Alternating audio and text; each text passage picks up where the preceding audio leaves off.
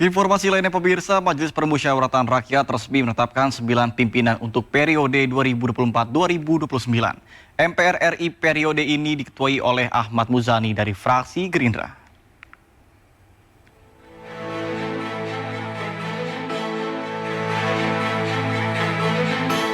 Majelis Permusyawaratan Rakyat Republik Indonesia menggelar sidang paripurna ketiga di Gedung Nusantara, Kompleks Parlemen Senayan, Jakarta Pusat, Kamis pagi. Sidang digelar untuk menetapkan dan melantik pimpinan MPR periode 5 tahun mendatang. Sidang dipimpin oleh pimpinan MPR sementara, yakni anggota Majelis Tertua dan Termuda, Guntur Sasono dan Larasati Moriska. Sidang tersebut menyepakati dan menetapkan Sekretaris Jenderal Partai Gerindra Ahmad Muzani sebagai Ketua MPR RI periode 2024-2029. Muzani didampingi oleh 8 Wakil Ketua MPR RI dari 7 fraksi MPR dan 1 kelompok DPD selama 5 tahun ke depan. Ketua MPR periode 2024-2029 adalah Haji Ahmad Muzani dari fraksi Gerakan Indonesia Raya. Ahmad Muzani dari fraksi Partai Gerindra memimpin Majelis Permusyawaratan Rakyat periode 2024-2029. Muzani didampingi Wakil Ketua MPR RI yang diisi oleh pimpinan masing-masing fraksi. Fraksi PDI Perjuangan diwakili oleh Bambang Wuryanto atau yang dikenal Bambang Pacul. Sementara dari Golkar diisi oleh Kahar Muzakir. Kemudian dari Partai Nasdem ada Lestari Murdiat. Dari PKB, Rusdi Kirana. Selanjutnya dari PKS ada Hidayat Nur Wahid. Dan dari Partai Amanat Nasional, Edi Suparno. Kemudian dari Partai Demokrat ada Edi Baskoro Yudhoyono atau yang dikenal dengan Ibas. Dan dari Dewan Perwakilan Daerah diwakilkan oleh Archandra Muhammad Akbar Supratman. Tim Liputan iNews melaporkan. Archandra Muhammad Akbar Supratman resmi ditetapkan sebagai Wakil Ketua MPR RI periode 2024-2029 dari unsur Dewan Perwakilan Daerah atau DPD RI. Penetapan tersebut usai Archandra memenangkan voting melawan Fadel Muhammad.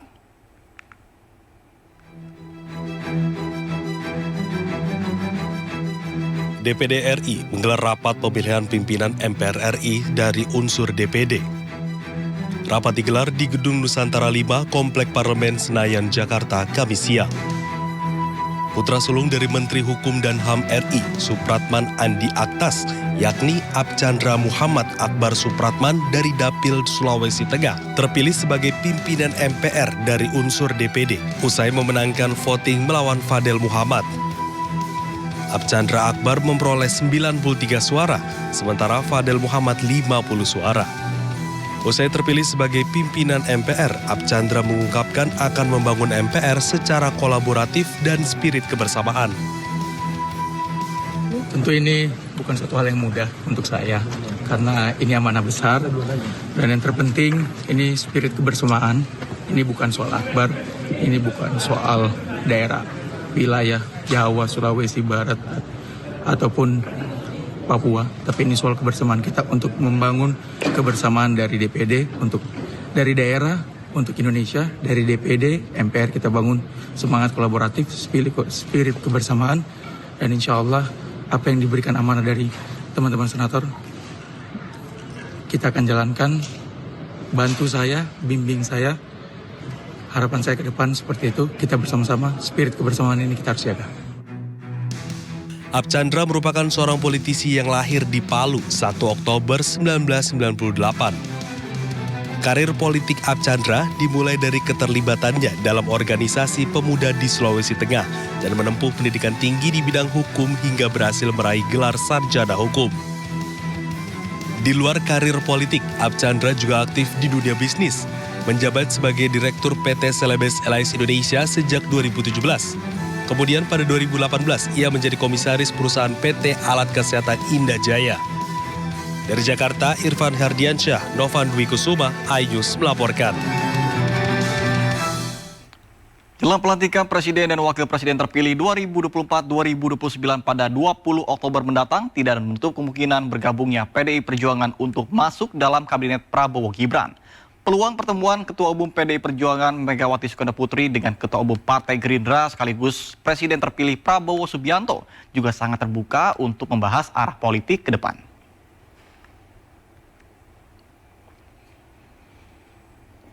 Jelang pelantikan Presiden dan Wakil Presiden terpilih 2024-2029, sejumlah nama santer dikabarkan akan menduduki kursi sebagai menteri di Kabinet Prabowo Gibran. Beberapa nama diantaranya berasal dari partai oposisi seperti PDI Perjuangan, dan kabar ini membuka peluang bergabungnya PDIP untuk merapat ke kubu pemerintah.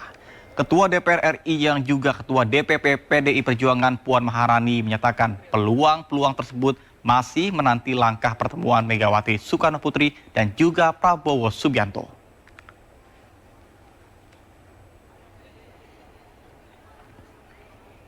Baru semuanya beliau berdua sama-sama berkeinginan untuk bertemu secepatnya, menunggu waktu yang tepat di saat yang tepat. Jadi itu yang bisa saya sampaikan. Mungkin juga menu nasi goreng akan ada lagi. Ini titik umur dong. Bisa juga di Kertanegara, bisa juga di Hambalang.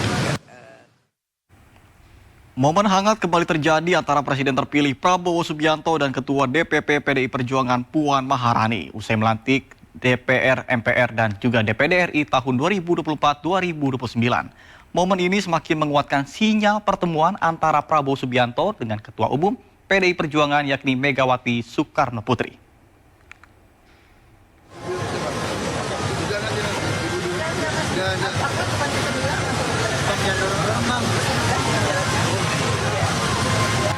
Momen hangat kembali terjadi antara Presiden terpilih Prabowo Subianto dengan Ketua DPR RI sekaligus Ketua DPP PDI Perjuangan Puan Maharani. Dalam unggahan akun Instagram yang beredar di media sosial, Prabowo nampak enggan pergi sebelum Puan meninggalkan gedung DPR RI. Momen hangat ini diketahui terjadi setelah pelantikan DPR, MPR, dan DPD RI periode 2024-2029. Hal ini semakin menguatkan sinyal pertemuan antara Prabowo Subianto dengan Ketua Umum PDIP Megawati Soekarno Putri. Sebelumnya, Puan Maharani memastikan Prabowo dan Megawati akan bertemu dalam waktu dekat. Puan menegaskan keduanya sama-sama memiliki keinginan untuk bertemu. Puan juga mengungkapkan akan ada hidangan nasi goreng seperti yang pernah dihidangkan oleh Megawati kepada Prabowo pada pertemuan tahun 2019 lalu. Masih dipikirkan, tapi waktu itu Ibu Mega yang memasak dan Pak Prabowo sangat menyukai. Jadi mungkin juga menu nasi goreng akan ada lagi. Ini titik umur dong. Bisa juga di Kertanegara, bisa juga di Hambalang. Tidak ada masalah, akan bertemu di mana saja. Hal senada juga disampaikan Prabowo Subianto. Prabowo menyebut pertemuannya dengan Megawati akan terlaksana sebelum hari pelantikannya sebagai Presiden Republik Indonesia. Pertemuan dengan Bu Mega mungkin. Insya Allah. Sebelum pelantikan ya Pak ya? Sebelum pelantikan. Mudah-mudahan sebelum pelantikan. Persiapannya gimana Pak? Persiapannya bagus. Isu pertemuan Prabowo Subianto dan Megawati semakin kencang menjelang transisi pemerintahan pada 20 Oktober mendatang. Bahkan, Prabowo juga diisukan sudah menyiapkan kursi menteri bagi PDI Perjuangan. Tim Liputan iNews melaporkan. Prabowo Subianto dan Gibran Rakabuming Raka akan dilantik sebagai Presiden dan Wakil Presiden terpilih 2024 pada Minggu 20 Oktober mendatang. Berdasarkan jadwal pelantikan Presiden tahun 2024 sesuai dengan Peraturan Komisi Pemilihan Umum atau PKPU, maksud kami nomor 3 tahun 2022 tentang tahapan dan jadwal penyelenggaraan pemilihan umum tahun 2024. Dalam aturan tersebut akan dilakukan pengucapan sumpah dan janji Presiden dan Wakil Presiden pada 20 Oktober 2024. Pelantikan Prabowo Gibran rencananya akan dilaksanakan di gedung MPR DPR RI Senayan, Jakarta. Setelah pelantikan dan menetapkan Prabowo Subianto sebagai Presiden ke-8 Indonesia, rencananya Presiden terpilih Prabowo Subianto juga akan mengumumkan susunan kabinetnya pada 20 Oktober mendatang.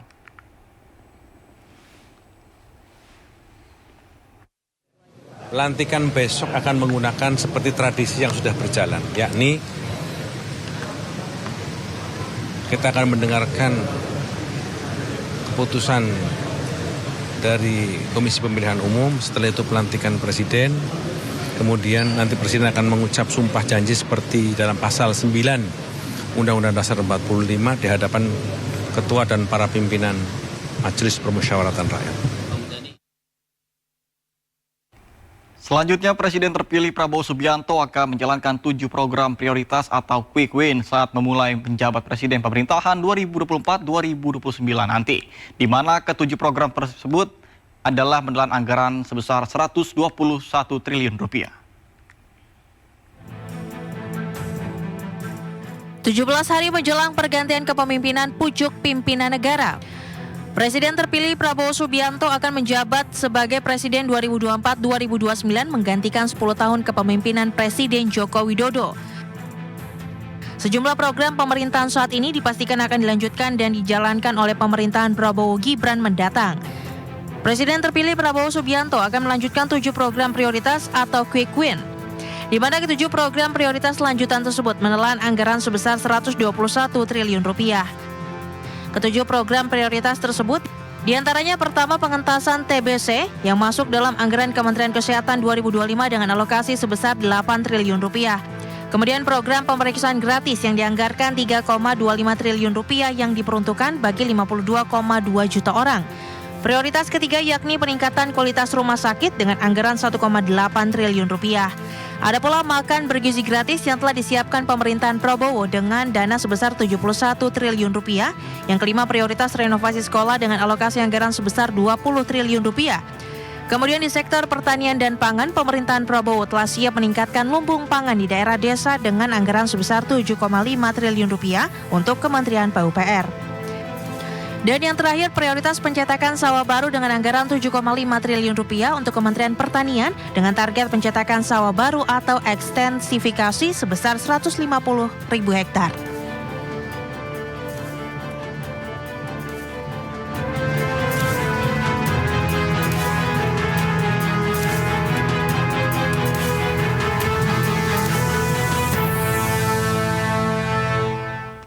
Presiden Joko Widodo kembali menegaskan bahwa Presiden terpilih Prabowo Subianto akan melanjutkan kembali program bantuan sosial beras 10 kg pasca dirinya sudah tidak lagi menjabat.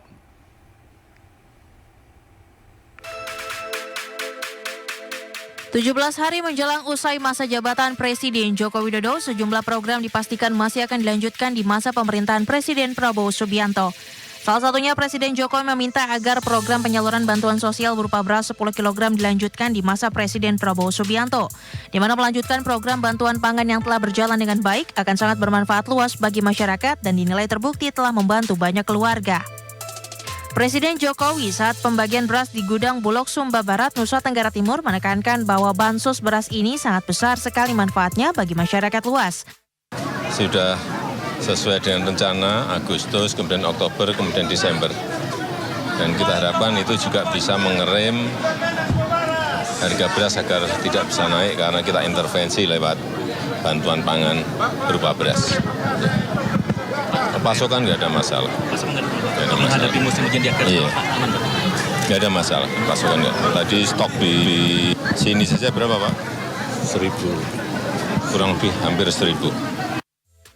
Program bantuan beras 10 kg ini telah dimulai sejak akhir tahun lalu sebagai tindakan untuk menanggulangi penurunan daya beli masyarakat dan menghadapi inflasi pangan yang meningkat akibat fenomena alam El Nino yang mengganggu hasil panen. Hingga saat ini, sekitar 22 juta penerima manfaat yang mendapatkan bantuan beras 10 kg setiap bulannya.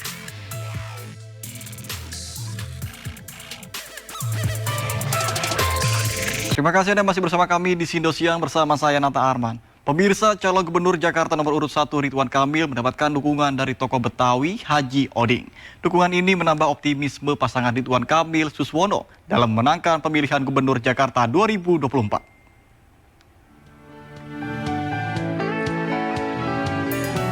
Kedatangan calon gubernur Jakarta nomor urut 1 Ridwan Kamil disambut hangat oleh tokoh Betawi Haji Oding di kediamannya kawasan Rawabumbu, Pasar Minggu, Jakarta Selatan. Kedatangan Ridwan Kamil untuk bersilaturahmi sekaligus berdiskusi terkait pelestarian budaya Betawi di masa mendatang. Dalam kesempatan ini, Haji Oding juga menyatakan langsung dukungannya kepada mantan gubernur Jawa Barat ini yang berkomitmen akan memajukan budaya melalui programnya.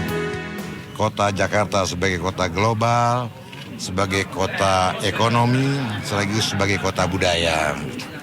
Dan bagi saya dan teman-teman, insya Allah ya, kita akan mendukung Bang Ridwan Kamil untuk Gubernur DKI Jakarta 5 tahun ke depan. Nasihat beliau adalah budaya itu seperti akar, budaya kuat, bangsa kuat, budaya lemah, bangsa juga lemah. Maka kita kan ada program Gerbang Betawi ya, saya udah sering sampaikan kan, gerakan membangun budaya Betawi. Yang akan didahulukan adalah pembentukan lembaga adat dan budaya Betawi ya, kita akan perdakan di tahun 2025 secepatnya. Dapat dukungan dari tokoh Betawi Haji Oding menjadi suntikan semangat bagi pasangan Ridwan Kamil Suswono untuk memenangkan Pilkada Jakarta dalam satu putaran. Dari Jakarta, Hamzah Hasibuan Dipo Andi Muharam iNews melaporkan.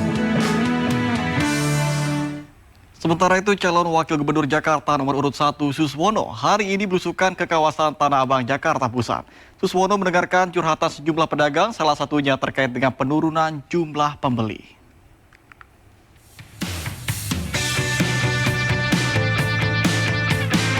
Calon Wakil Gubernur Jakarta nomor urut 1 Suswono melaksanakan safari politik ke Gang Said, Kebon Kacang Tanah Abang, Jakarta Pusat, Kamis pagi.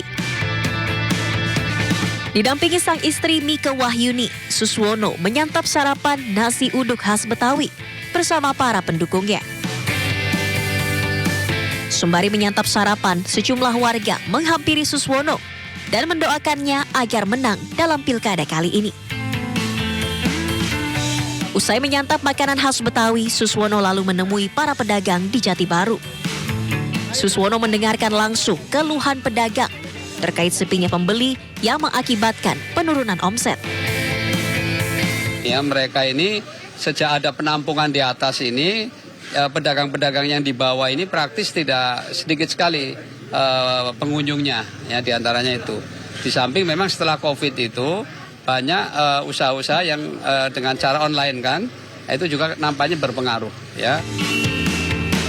Menanggapi keluhan warga dan pedagang Tanah Abang, Suswono pun berjanji akan mencarikan solusi jika terpilih sebagai wakil gubernur dalam Pilkada Jakarta. Dari Jakarta, tim liputan iNews melaporkan. Calon Gubernur Jakarta nomor urut 3 Pramono Anung hadir di acara deklarasi relawan Pak Dul pada hari ini. Pramono Anung mengaku semakin bersemangat dan akan kerja keras pasca merasakan dukungan yang luar biasa dari relawannya.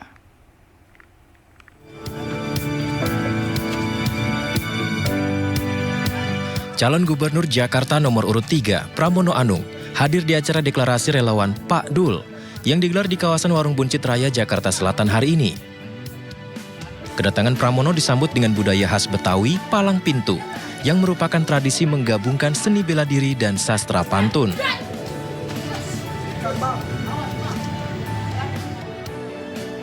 Ratusan pendukung Pramono Rano mendeklarasikan diri sebagai relawan Pak Dul. Dukungan juga disampaikan Presidium Laode Basir, Bintang Mangkau, Ramadhani Al-Faruqi, Muhammad Isnaini, M. Ambardi, Ilham Pisang, Mutia Puspasari, Puryawan, Mustaqim Dahlan. Dalam deklarasi ini relawan menitipkan pesan agar pasangan Pramono Rano harus memperhatikan kesejahteraan kampung-kampung di Jakarta. Jangan sampai ada penggusuran yang semena-mena untuk warga miskin di Jakarta. Misalkan, kami minta tidak hanya kampung bayam. Kami sangat berharap ingin mengawal 30 kampung di Jakarta harus ditata dengan baik. Dan jangan ada penggusuran yang tidak memanusiakan terhadap warga miskin di Jakarta.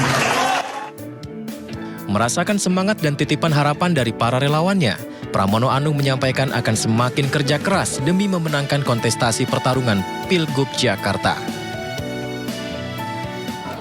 Saudara-saudara sekalian, sore hari ini saya seperti mendapatkan energi baru untuk bertarung lebih keras, lebih kuat.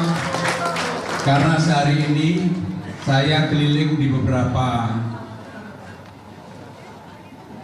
elemen masyarakat, tokoh, habaib, kiai, dimulai dari pagi hari, dari jam 6 sudah keliling setengah 6. Acara ditutup dengan penandatanganan peresmian dukungan relawan Pak Dul terhadap pasangan nomor urut 3 Pramono Anung Rano Karno. Tim Liputan iNews melaporkan.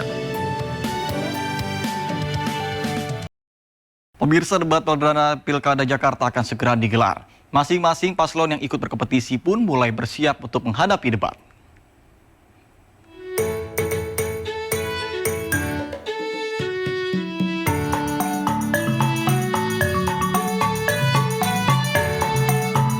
Gelaran Pilkada berlanjut dengan adu gagasan antar calon di acara debat. Debat Pilkada Jakarta akan digelar pada 6 Oktober 2024. Debat akan diikuti oleh ketiga calon gubernur dan wakil gubernur kota Jakarta. Ketiganya pun telah bersiap untuk adu program mereka dalam penguatan SDM dan transformasi Jakarta.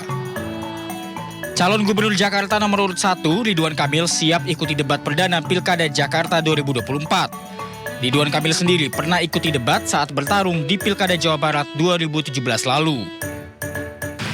Semoga tidak ada demam panggung, tapi insya Allah siap. Karena pernah mengalami debat begini kan 2 kali ya dalam pemilihan wali kota, sama aja, mirip-mirip, hanya beda topik dan beda wilayah, jadi mental insya Allah udah siap. Tak hanya Ridwan Kamil, calon wakil gubernur Jakarta nomor urut 3 Rano Karno juga sudah siap bertarung dalam debat di akhir pekan ini. Meski tak ada persiapan khusus, namun Rano Karno akui pengalamannya dalam debat sebelumnya sangat membantu. Debat itu kan artinya dengan program. Pasti program kita begini, program dia bagaimana, ntar kita debatkan. Mana yang kira-kira yang visible. Sebetulnya seperti itu aja. Buat saya kan debat ini dari mulai 2007 udah berdebat saya. Artinya di media di pilkada. Dulu kan wakil bupati, wakil gubernur itu kan mulai ajang. Jadi buat saya debat itu udah biasa lah gitu. Debat perdana Pilkada Jakarta 2024 akan digelar hari Minggu 6 Oktober 2024. Tema debat pertama adalah penguatan sumber daya manusia dan transformasi Jakarta.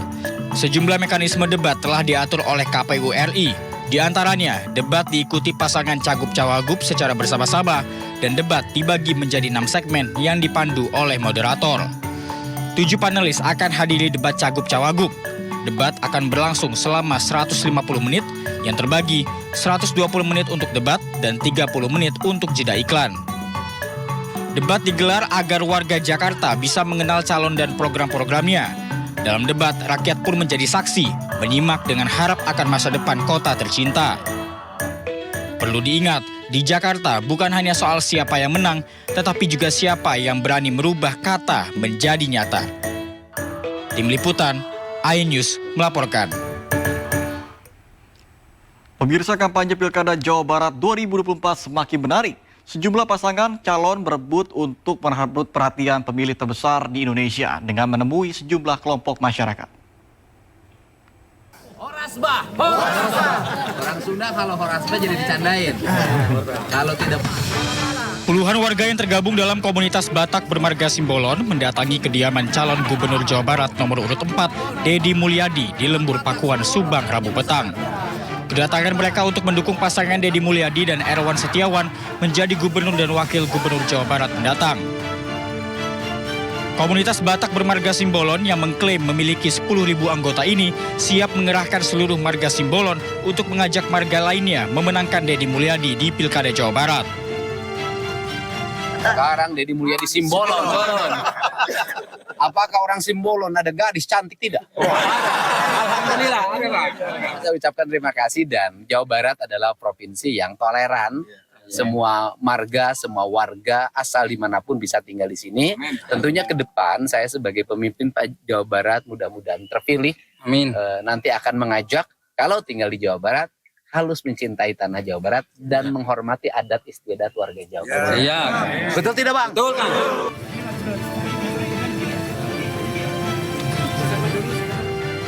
Sementara calon gubernur Jawa Barat nomor urut 3 Ahmad Syaiqo menemui ratusan sopir angkot yang sedang mangkal di sekitar lapangan Gasmin Antapani, Kota Bandung. Dalam kesempatan tersebut, Ahmad Syaiqo tampung sejumlah keluhan dari para sopir angkot terkait masalah pajak hingga peremajaan kendaraan. Ia menegaskan akan prioritaskan permasalahan transportasi jika dirinya terpilih menjadi gubernur mendatang.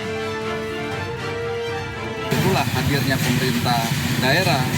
Ini kiranya bisa menjadi tumpuan harapan agar dalam pengelolaan transportasi di Kota Bandung dan di Jawa Barat ini hadir rasa keadilan dari seluruh masyarakat, stakeholder yang ada di pertransportasian. Dengan jumlah pemilih terbesar di Indonesia, menjadikan kontestasi di Pilkada Jawa Barat 2024 semakin dinamis dan menarik perhatian publik. Nantinya akan ada 4 pasangan calon yang bersaing untuk memimpin Jawa Barat. Dari Subang dan Bandung, Jawa Barat, Yudi Heriawan Juanda dan Billy Maulana Finkran, iNews melaporkan.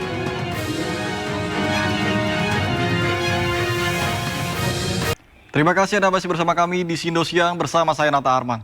Pemirsa, Komisi Anti Rasuah menetapkan 3 tersangka baru dalam kasus dugaan korupsi pengadaan alat perlindungan diri pada saat pandemi COVID-19 2020 yang lalu. Baik. 2 tersangka yang ditahan yakni Budi Silvana, mantan Kepala Pusat Krisis Kesehatan Kemenkes, serta Satrio Wibowo selaku Direktur Utama PT Energi Kita Indonesia. Sementara 1 tersangka lainnya Ahmad Taufik yang merupakan Direktur Utama PT Permana Putra Mandiri belum ditahan karena masih dalam proses pemulihan pasca operasi. Dugaan korupsi APD COVID-19 sudah diselidiki KPK sejak tahun 2023. Total sudah ada 6 tersangka dalam kasus ini. Kerugian negara diperkirakan mencapai ratusan miliar rupiah. Ini sesepuh kita mana nih? Kok nggak kelihatan? Masih di Mampang. Masih di jalan. Semacam. Baik rekan-rekan sekalian, sekarang kita buka sesi doorstop bagi yang ingin bertanya. Lakukan negosiasi harga APD dengan SW agar diturunkan dari harga $60 menjadi $50. Jadi harganya waktu itu adalah 60, kemudian minta ya dinego diturunkan menjadi $50. Penawaran tersebut tidak mengacu pada harga APD merek yang sama yang dibeli oleh Kemenkes sebelumnya, yaitu sebesar 370.000. Ya.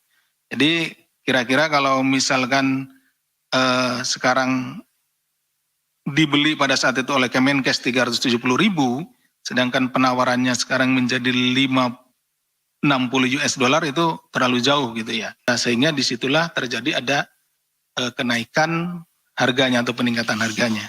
Ada markup lah situ ya istilahnya.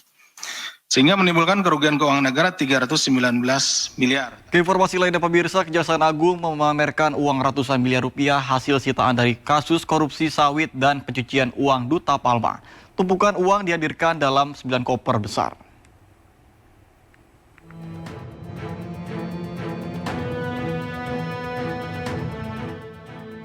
Inilah deretan uang tunai cash sebanyak 372 miliar rupiah hasil sitaan Kejaksaan Agung dalam kasus korupsi dan TPPU Duta Palma Group.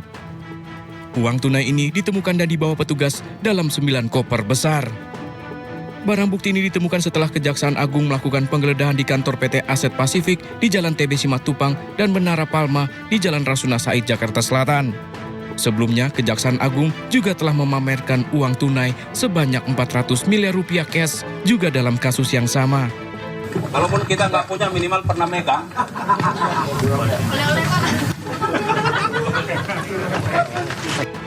Dari kasus ini, Kejaksaan Agung akan terus mengungkapkan kasus yang telah merugikan masyarakat ini.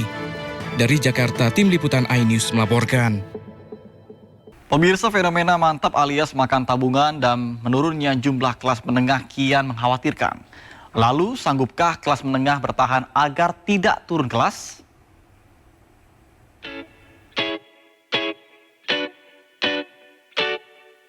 Pemirsa, orang-orang yang dulunya dibilang cukup sekarang harus berjuang untuk memenuhi kebutuhan hidup. Singkatnya, akibat tekanan ekonomi, banyak golongan menengah yang jatuh menjadi golongan bawah. Lantas bagaimana masyarakat harus menyikapi fenomena penurunan perekonomian ini? Berikut liputannya. Kelas menengah tengah ramai diperbincangkan lantaran jumlahnya yang turun drastis. Data BPS menyebut jumlah kelas menengah mengalami penurunan tajam dari 2019 sebanyak 57,33 juta jiwa, jumlahnya merosot pada 2024 menjadi 47,85 juta jiwa. Akibatnya banyak masyarakat yang harus menggunakan tabungan untuk kebutuhan sehari-hari.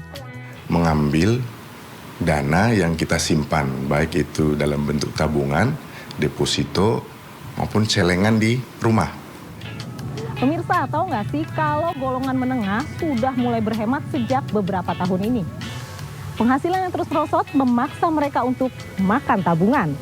Bahkan lembaga penjamin simpanan mencatat masyarakat dengan tabungan di bawah 1 juta rupiah sudah mulai berkurang sepanjang 2024. Kira-kira pada kemana sih tabungan masyarakat? Yuk langsung aja kita tanya. Tingginya harga kebutuhan pokok di tengah tidak bertambahnya pemasukan dinilai menjadi pemicu. Tidak ada kenaikan gaji, karena perusahaan saat ini ya tadi saya katakan masih beruntung lah, masih bisa bertahan. Tabungan aja semua sekarang udah kepake kan. Lalu apa harapan masyarakat kepada pemerintah? Tolonglah buat pemerintah juga ya, tengoklah ke bawah ya kan, jangan terlalu memberatkan kayak kita rakyat kecil ya kan. Penurunan ekonomi juga dirasakan UMKM dan ibu rumah tangga. Kita UMKM tolong dibantu. Jadi istilahnya kita mampu bertahan aja itu udah syukur, Bu. Misalnya kalau mau healing itu nggak bisa, yang diutamakan itu adalah anak ya, untuk biaya pendidikan. Ya. Fenomena makan tabungan dan penurunan jumlah kelas menengah tidak boleh dibiarkan. Pemerintah diharapkan dapat segera membuat kebijakan untuk memperkuat kembali perekonomian masyarakat. Dari Jakarta, Fitri Ramadhani, Wildan Aulia, Oki Mahendra, iNews melaporkan. Badan Pusat Statistik mengatakan Indonesia mengalami deflasi bulanan 5 kali berturut-turut. Kalangan ekonomi menilai ini menjadi sinyal kuat bahwa daya beli masyarakat menurun. Pemerintah diminta untuk mewaspadai gejolak penurunan harga atau deflasi yang terjadi secara 5 bulan beruntun, di mana dalam laporan Badan Pusat Statistik terbaru periode September 2024 juga terjadi deflasi sebesar 0,12%. Menteri Koordinator Bidang Perekonomian Erlangga Hartarto mengatakan deflasi yang terjadi saat ini diiringi dengan penurunan angka inflasi, di mana terdapat extra effort oleh pemerintah dalam menurunkan volatile food. Salah satunya menjaga stok besar yang dilakukan pemerintah dengan melakukan importasi. Hal ini menurutnya buah dari kerja keras pemerintah pusat dan daerah. Kita juga terus mendorong pertumbuhan dengan engine of growth. Yang utama tentu terkait dengan ketahanan pangan. Ketahanan pangan ini penting karena ketahanan pangan akan menentukan inflasi. Baru-baru ini memang sering media memplesetkan inflasi dan deflasi, karena inflasi yang utama bagi pemerintah adalah core inflation. Kalau core inflationnya tumbuh berarti ekonominya tumbuh. Kalau ekonomi tumbuh 5%, core inflation tumbuh, yang diperangi oleh pemerintah adalah volatile food. Volatile food ini diperangi melalui TPIP. Di sisi lain, menurut Erlangga, kondisi inflasi Indonesia saat ini dalam kondisi baik selama masih di dalam target, yakni dalam range 2,5 ± 1%. Pemerintah sendiri memang terus mencoba menekan inflasi karena yang paling penting adalah pertumbuhan inflasi intinya. Terlebih lagi, harga pangan menyumbang cukup besar pada angka inflasi. Di sisi lain, Asosiasi Pengusaha Indonesia atau APindo khawatir atas penurunan daya beli masyarakat di balik deflasi yang dialami selama 5 bulan berturut-turut. Ketua Umum APindo Sinta Wijaja Kamdani menyebutkan deflasi memang menjadi tanda baik dari penurunan harga pangan yang belakangan mengerek inflasi. Namun kontribusi daya beli masyarakat juga menjadi kunci utama dari pertumbuhan perekonomian nasional. Ketua Umum APindo ini khawatir menurunnya daya beli masyarakat akan mempengaruhi pertumbuhan ekonomi ke depannya.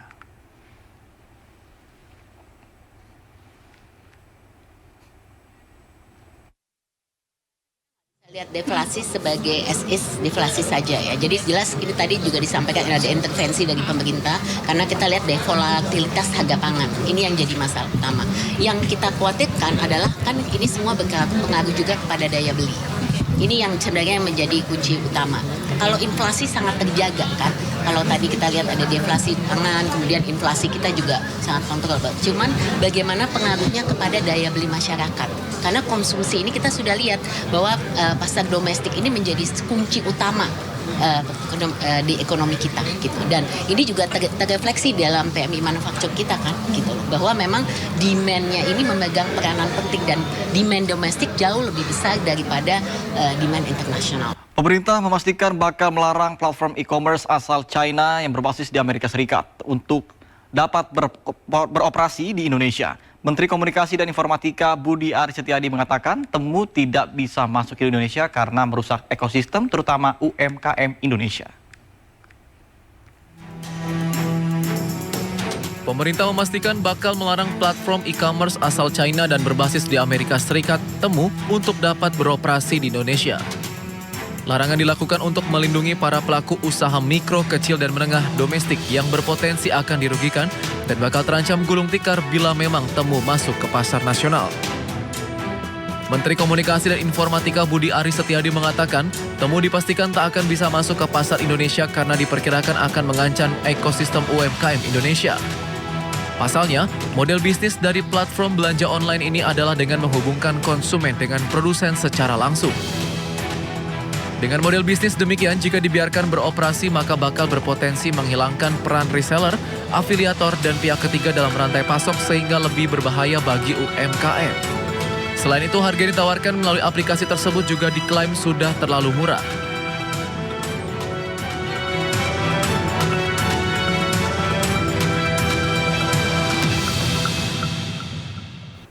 Kepala Staf Kepresidenan Muldoko mengungkapkan keprihatinannya terkait dengan penyusutan jumlah lahan pertanian dan petani di Indonesia. Penurunan jumlah petani ini disebabkan kurangnya minat dari generasi muda untuk melanjutkan pekerjaan di sektor pertanian. Kondisi ini pun menjadi ancaman serius bagi ketahanan pangan nasional. Kepala Staf Kepresidenan Muldoko mengungkapkan keprihatinannya terkait penyusutan jumlah lahan pertanian dan petani di Indonesia. Menurutnya, penurunan jumlah petani ini disebabkan kurangnya minat dari generasi muda untuk melanjutkan pekerjaan di sektor pertanian. Berdasarkan sensus pertanian yang dilakukan BPS, mayoritas petani di Indonesia kini berusia di atas 55 tahun. Muldoko mengatakan, kondisi ini menjadi ancaman serius bagi ketahanan pangan nasional. Di satu sisi, populasi Indonesia semakin meningkat, tetapi di sisi lain ada 3 masalah utama sektor pertanian nasional yang harus dihadapi. Data BPS terakhir bahwa mayoritas petani Indonesia saat ini usianya 55 tahun. Yang anomalinya ya, generasi Gen Z itu populasinya hanya 2,14% yang ada dalam sektor pertanian. Ini sungguh perlu untuk kita pikirkan. Jangan sampai ada sebuah kondisi yang paradoks. Sebagai solusi, Muldoko menyarankan perlunya ekstensifikasi lahan, termasuk membuka lahan baru di berbagai wilayah Indonesia yang memiliki potensi untuk dikelola menjadi lahan pertanian.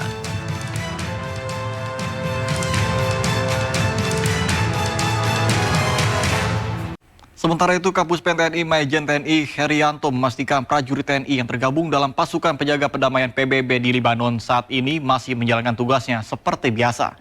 Pasukan TNI masih menunggu arahan dari Kementerian Luar Negeri jika sewaktu-waktu diperintahkan untuk membantu proses evakuasi warga negara Indonesia. Penugasan Libanon saat ini bertugas seperti biasa, seperti yang disampaikan oleh Panglima TNI. Kemudian kita juga yang berada di home base siap untuk menjemput atau mengawal apabila terjadi suatu hal di sana. Tapi itu pun harus seizin Menteri Luar Negeri. Menteri Luar Negeri juga harus seizin Komander UNIFIL yang di sana. Ini harus secara bertahap. Tetapi yakinlah bahwa penugasan di sana sampai dengan sekarang masih dilaksanakan seperti biasa. Pemirsa, masih dalam rangkaian menuju peringatan Hari Ulang Tahun ke-79, Panglima TNI menggelar upacara ziarah nasional di Taman Makam Pahlawan, Jakarta Selatan. Upacara ziarah nasional ini digelar untuk memberikan penghormatan dan penghargaan bagi perjuangan para pahlawan dalam mempersatukan bangsa Indonesia.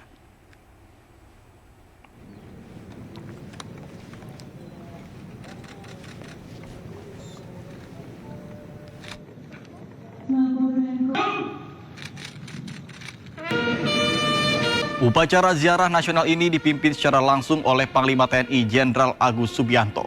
Acara turut juga dihadiri oleh Kepala Staf TNI dari Angkatan Darat, Udara, dan juga Laut.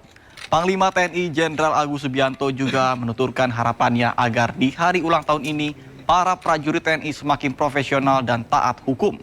Sementara untuk puncak peringatan Hari Ulang Tahun TNI esok, Panglima TNI menyebut akan dimeriahkan dengan serangkaian defil pasukan pesta rakyat serta konser musik.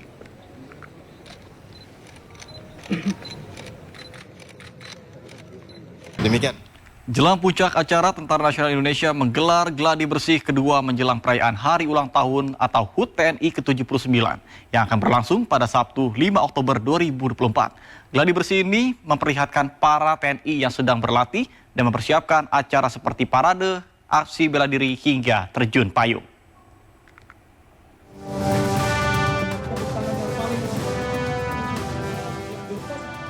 Dengan berani, prajurit Kopassus melakukan teknik rappelling, yaitu turun dari ketinggian menggunakan tali. Keberanian para prajurit ini dilakukan dari puncak Monumen Nasional untuk terjun dari pelataran atas Monas dengan ketinggian 132 meter. Ya, itu salah satu atraksi yang ditampilkan prajurit TNI Gabungan di acara gladi bersih HUT TNI ke-79 di Monumen Nasional, Jakarta. Dihadiri Panglima TNI, Jenderal Agus Subianto dan jajarannya, gladi bersih ini diikuti 100.000 personil TNI Gabungan dari Angkatan Darat, Laut, dan Udara. Sejumlah rangkaian kegiatan dilakukan dari parade upacara militer, aksi bela diri, hingga demonstrasi udara. Kegiatan ini memang dilaksanakan bukan hanya TNI, tetapi 3 matra sangat berperan di dalam kegiatan tersebut, TNI AD, TNI AL, dan TNI AU. Pelaksanaan kegiatan diawali oleh upacara parade, kemudian demonstrasi, dan dilanjutkan dengan upacara defile. Kemudian nanti ada pesta hiburan rakyat. Kita menampilkan Cessna yang menerbangkan banner bertuliskan Dirgahayu ke-79 TNI. Dia akan berputar-putar di atas Monas, kemudian diikuti oleh Raja Wali Laut Flight menampilkan 6 pesawat Bonanza yang akan bermanuver di depan podium atau di atas Monas. Masyarakat dapat langsung melihat berbagai pertunjukan di puncak HUT TNI 5 Oktober mendatang di Monumen Nasional.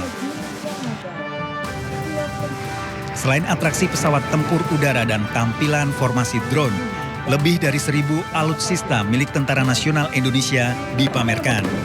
Dari Jakarta, Gisela Nurrahma dan Yudi Richard melaporkan. Pemirsa, sejumlah persiapan jelang Hari Ulang Tahun TNI ke-79 sudah rampung dilakukan. Seperti halnya ribuan alutsista atau kendaraan taktis milik TNI yang dijejarkan di sepanjang pintu masuk menuju Monas. Dan nantinya ribuan alutsista ini akan dipamerkan dalam rangkaian Devil tahun 2024. Pemirsa, menjelang Dirgahayu HUT TNI ke-79, sejumlah persiapan telah rampung dilakukan. Salah satunya adalah persiapan daripada kendaraan taktis para TNI, yakni ada 3 matra, ada Angkatan Darat, Laut, dan juga Udara. Kalau misalnya bisa saya tunjukkan, di belakang saya ini merupakan kendaraan taktis dari Angkatan Laut, yakni bernama tank LVT 7A1 yang memiliki fungsi untuk mengangkut personil saat pendaratan, yang mana kendaraan ini dapat menampung 15 hingga 19 personil. Selain itu juga ada kendaraan amfibi BMP-3F, yakni kendaraan dari Angkatan Laut yang dapat mampu mengisi amunisi dari rak dan juga amunisi secara otomatis. Selain itu, untuk alutsista ini juga nantinya akan dipamerkan dalam defile alutsista dan parade alutsista dalam gelaran HUT di 5 Oktober 2024 mendatang. Selain juga akan ada penampilan atau aksi dari sejumlah TNI yang akan melakukan terjun payung, kemudian juga akan melakukan aksi berkuda. Nantinya untuk gelaran HUT memang akan dilaksanakan pada hari esok, tepatnya 5 Oktober 2024, dan akan dihadiri langsung oleh Presiden Republik Indonesia Joko Widodo. Selain itu, untuk gelaran HUT ini dibuka secara umum bagi masyarakat. Jadi untuk masyarakat Jakarta dan sekitarnya dapat langsung melihat, bersuah foto dengan alutsista ataupun nanti mendokumentasikan acara HUT di hari esok. Dan juga nantinya akan ditutup dengan penampilan menarik dari sejumlah musisi di kota Jakarta. Dari Jakarta, Dilami Aulia, Damar Wicaksono, iNews melaporkan. Sebagai penjaga kedaulatan Dirgantara Nusantara, TNI AU terus mengembangkan kemampuan alutsista, salah satunya keberadaan sejumlah pesawat tempur. Tidak hanya kecanggihan pesawat, pilot yang tangguh sangat diperlukan sebagai pasukan penjaga langit Indonesia.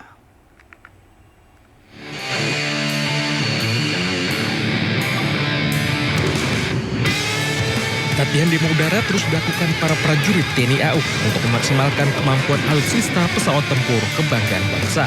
Seperti yang terlihat di Lanut Halim Perdana Kusuma, Jakarta, sejumlah pesawat tempur mulai dari pesawat F-16, HAP 100-200, pesawat Tucano, Jupiter Aerobatic, T-50 Golden Eagle, Group 3 pesawat Sukhoi Su-30 melakukan rangkaian latihan terbang. Kehadiran 3 pesawat Sukhoi dari Makassar yang tiba di Jakarta juga memperkuat kekuatan udara saat akan menghiasi langit silang Monas di gelaran HUT TNI 5 Oktober mendatang. Salah satu pesawat tempur unggulan ini memang menjadi andalan dalam menjaga langit Nusantara. Polusi udara turut menjadi tantangan para pilot selama proses latihan berlangsung, terutama untuk menentukan ground checkpoint atau titik pemeriksaan darat. Selain latihan pesawat tempur, para pilot juga menjaga kebugaran fisik dengan memperhatikan olahraga dan pola hidup yang sehat. Semua pilot pesawat tempur yang ada terus berlatih pembinaan fisik dan mental untuk siap berjaga penerbangan pesawat dalam situasi apapun. Kami sudah melaksanakan beberapa latihan parsial di Makassar. Ada yang high speed pass, kebetulan misi yang dibebankan pada kami, juga ada dogfight di low altitude. Tantangannya sangat berbeda dengan yang kami latihkan di Makassar, di mana di sana kita tahu sendiri bahwa Jakarta banyak polusinya, sehingga kita susah melihat ground checkpoint. Tetapi dengan kita berlatih setiap hari di Jakarta sini, kita jadi tahu batas kanan, batas kiri.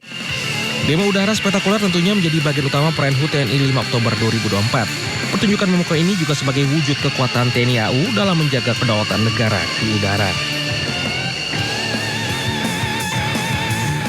Ya pemirsa, tentunya seluruh pilot dan juga kru dari pesawat TNI Angkatan Udara telah menyiapkan segala sesuatunya, mulai dari fisik, mental, dan terutama alutsista udara yang nanti akan digunakan pada perayaan Hari Ulang Tahun TNI ke-79 tanggal 5 Oktober 2024. Dari Jakarta, Kevin Pakan, Rizky Iqbal, iNews melaporkan.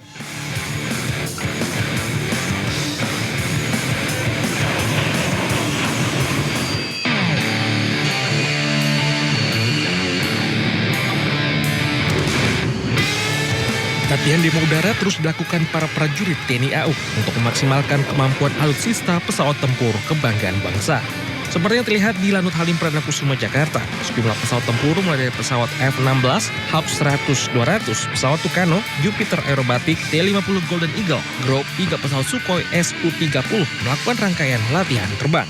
Kehadiran 3 pesawat Sukhoi dari Makassar yang tiba di Jakarta juga memperkuat kekuatan udara